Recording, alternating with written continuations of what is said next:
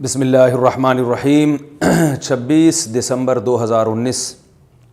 آپ حضرات کو معلوم ہے کہ کل سورج گرہن ہے اور خبریں یہ آ رہی ہیں کہ 80% سورج کل گرہن ہوگا۔ اس بارے میں اسلامی احکام کیا ہیں، شریعت کیا کہتی ہے، اس کے لیے علماء نے سوچا ہے کہ کچھ باتیں عوام تک پہنچائی جائیں، تو اس لیے میں نے بھی ارادہ کیا کہ شرعی احکام اس بارے میں بتائے جائیں، اس میں حکمتیں کیا ہیں۔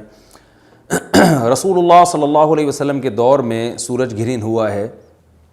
آپ صلی اللہ علیہ وسلم کے نرینہ اولاد نہیں تھی، آپ کو اللہ نے اولاد دی اور آپ کے بیٹے کی موت واقع ہوئی۔ یہ ایک بہت بڑا حادثہ تھا اس وقت، کیونکہ عرب میں نرینہ اولاد کی بڑی ویلیو تھی۔ آپ صلی اللہ علیہ وسلم کو اللہ نے بیٹیاں دیں، بیٹا نہیں دیا، اور بیٹا دے کے اٹھا لیا، تو ایک بہت بڑا واقعہ تھا، اور اللہ کی قدرت کے اسی دن سورج بھی گرہن ہو گیا۔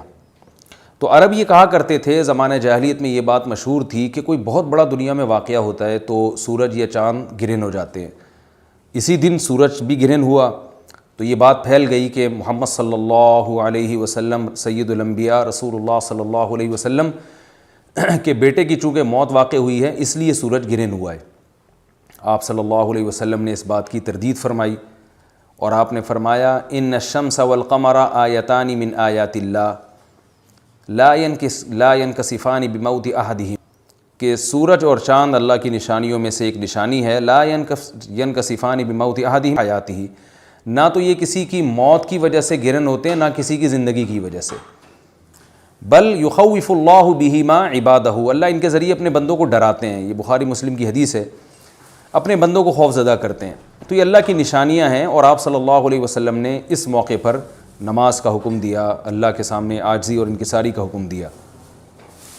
دیکھیے یہاں ایک بہت اہم پوائنٹ کی بات ہے ان لوگوں کے لیے جو اسلام کے خلاف ہیں، جو محمد صلی اللہ علیہ وسلم سرور دو عالم سید الانبیاء صلی اللہ علیہ وسلم کو سچا نبی نہیں مانتے۔ ان کے لیے اس حدیث میں آپ صلی اللہ علیہ وسلم کی نبوت کی ایک بہت زبردست دلیل موجود ہے۔ ایک واقعہ ہوا ہے آپ صلی اللہ علیہ وسلم کے بیٹے کی موت کا، اور عرب یہ ویسے ہی کہا کرتے تھے کوئی بہت بڑا دن ہوگا تو سورج گرہن ہوگا۔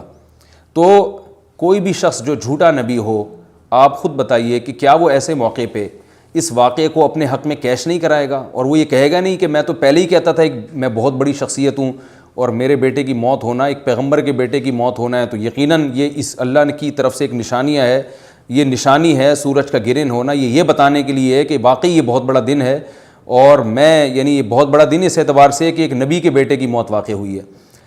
لیکن آپ صلی اللہ علیہ وسلم نے یہ سب نہیں کیا، اور آپ نے بتایا کہ سورج اور چاند کے گرہن ہونے کا کسی کی موت یا زندگی سے کوئی تعلق نہیں، اور آج سائنس نے بھی ثابت کر دیا ہے کہ یہ ایک سائنٹیفک حقیقت ہے کہ جب زمین اور سورج کے درمیان چاند آ جائے تو سورج گرہن ہو جاتا ہے، اور جب چاند اور سورج کے درمیان زمین آ جائے اور سورج کی روشنی چاند تک نہ پہنچ رہی ہو تو چاند گرہن ہو جاتا ہے۔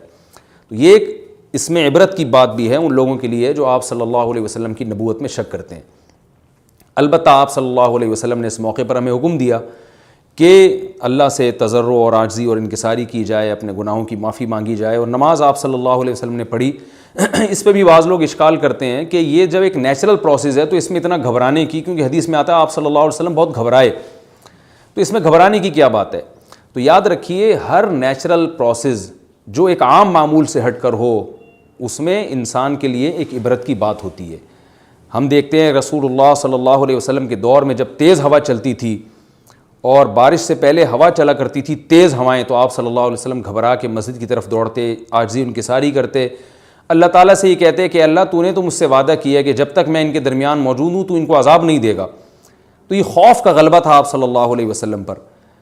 کیوں؟ وجہ اس کی یہ تھی کہ یہی حالات قوم عاد اور قوم سمود پر بھی آئے ہیں۔ قرآن میں آتا ہے نا فَلَمَّا رَأَوْهُ عَارِضًا مُسْتَقْبِلَ أَوْدِيَتِهِمْ قَالُوا هَذَا عَارِضٌ مُمْطِرُنَا بَلْ هُوَ مَا اسْتَعْجَلْتُمْ بِهِ رِيحٌ فِيهَا عَذَابٌ أَلِيمٌ تُدَمِّرُ كُلَّ شَيْءٍ بِأَمْرِ رَبِّهَا فَأَصْبَحُوا لَا يُرَىٰ إِلَّا مَسَاكِنُهُمْ، کہ وہ بادلوں کو دیکھ کے کہنے لگے یہ تو ایک معمول کے مطابق بادل ہیں جو برسیں گے اور بارش ہوگی۔ تو پیغمبر نے کیا کہا کہ یہ بارش نہیں ہے بلکہ یہ وہ عذاب ہے جس کی تم جلدی کیا کرتے تھے، اور اس میں ایک ایسی ہوا ہے جو اللہ کے حکم سے ہر چیز کو ہلاک کر دے گی۔ اور پھر ان پر ایک ہفتہ عذاب آیا، اور قرآن کہتا ہے کہ وہ ایسے پڑھ کے ہلاک ہو گئے کہ فطر القوم فیہا صرعا کأنہم اعجاز نخل خاویہ. اے مخاطب اگر تو ان کو دیکھتا تو ایسے لگتا کھجور کے تنے ہیں جو اوندھے پڑے ہوئے ہیں. تو ایسے ہوا نے ان کو تہس نہس کر دیا. تو یہ عام معمول سے ہٹ کے جب بھی اس کائنات میں کوئی تغیر آتا ہے تو وہ اللہ کی نشانیوں میں سے ایک سائنٹیفک حقیقت بھی ہے, اس کی ایک لاجک بھی ہے, لیکن اس کے ساتھ ساتھ اللہ کی نشانیوں میں سے ایک نشانی بھی ہے, اور ایسی نشانی ہے جس سے ہمیں ڈرنا چاہیے کہ اللہ تعالیٰ کو اختیار ہے وہ جب چاہے سورج کی روشنی چھین لے, چاہے کسی بھی طرح سے چھینے.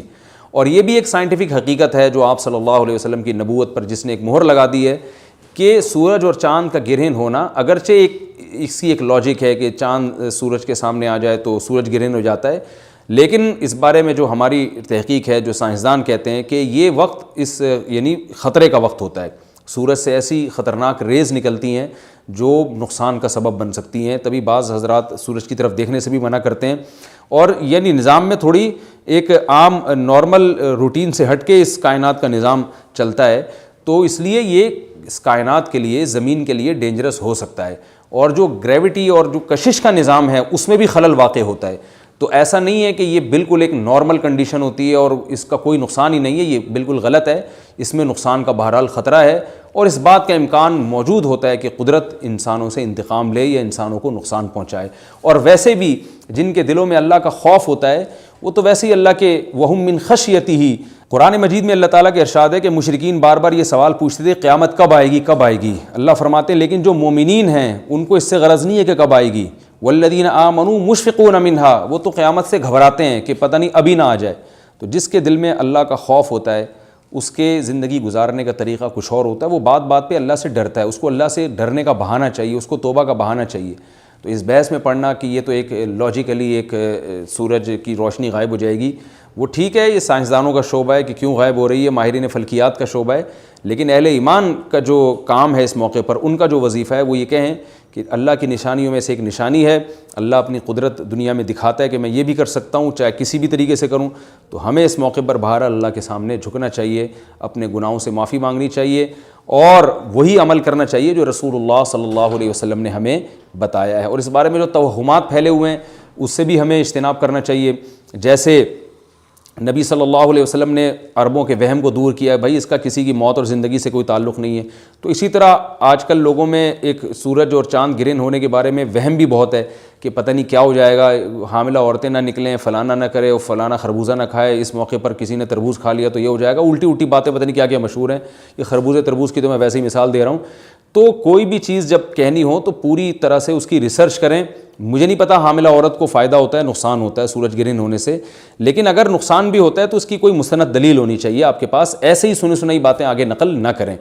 تو بہرحال ہمیں جو کرنے کا کام ہے جو رسول اللہ صلی اللہ علیہ وسلم نے بتایا ہے وہ کام بخاری اور مسلم کی حدیث کے مطابق نماز ہے, انفرادی بھی ہے, جماعت سے بھی ہے. مستحب یہ ہے کہ جماعت سے نماز پڑھی جائے مسجد میں یا کسی بھی میدان میں, اور 2 رکعتیں امام پڑھائیں گے, اور اس میں سرن تلاوت بھی کر سکتے ہیں, جہری تلاوت بھی کر سکتے ہیں. دونوں رائے ہیں علماء کی.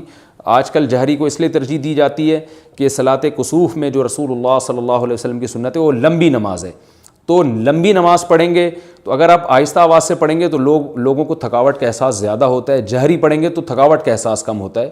تو اس لیے دونوں قولوں پہ فتویٰ دیا جاتا ہے.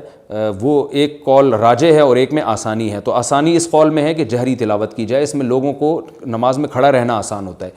تو لمبی سے لمبی نماز پڑھی جائے, اس میں 2 رکعتیں پڑھی جائیں اور خوب طول دیا جائے اس کو, اور اتنا طول دینا کہ لوگوں کا خطرہ ہو کہ نماز ہی چھوڑ کے بھاگ جائیں گے, یہ بہرحال درست نہیں ہے, کیونکہ آپ صلی اللہ علیہ وسلم نے امام کو مقتدیوں کی رعایت کا حکم دیا ہے. اور کوئی جماعت سے نماز میں شریک نہیں ہو سکتا تو گھر میں نماز پڑھیں, انفرادی نماز پڑھیں. نماز نہیں پڑھ سکتے تو توبہ استغفار کریں. بہرحال یہ وقت جو ہے توبہ استغفار کا ہے, اپنے گناہوں سے معافی مانگنے کا ہے. اللہ تعالی ہم سب کو عمل کی توفیق عطا فرمائے. وما علینا الا البلاغ. Thanks for watching. Don't forget to like, comment, share and subscribe to Mufti Tariq Masood Speeches channel.